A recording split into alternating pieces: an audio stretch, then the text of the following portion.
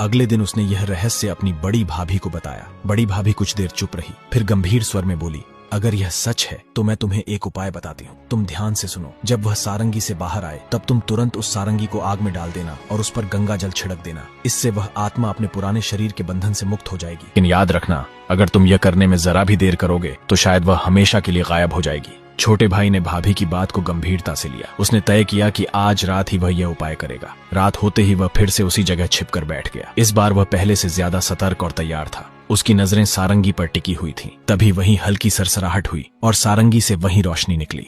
धीरे धीरे उसकी बहन फिर से प्रकट हुई। उसने हमेशा की तरह घर की सफाई शुरू कर दी। जैसे ही युवती ने अपना अंतिम काम पूरा किया और वापस सारंगी की ओर बढ़ी, छोटे भाई ने तुरंत सारंगी उठाई और उसे आग में डाल दिया। सारंगी जलते ही उसमें से एक तेज रोशनी निकली। पूरे कमरे में उजाला फैल गया। युवती अचानक रुक गई। तभी छोटे भाई ने बिना समय गंवाए तुलसी जल की बूंदें उस पर छिड़क दी। जैसे ही तुलसी जल की बूंदें उस पर पड़ी, एक चमत्कार हुआ। धीरे धीरे वह मानव रूप में बदलने लगी।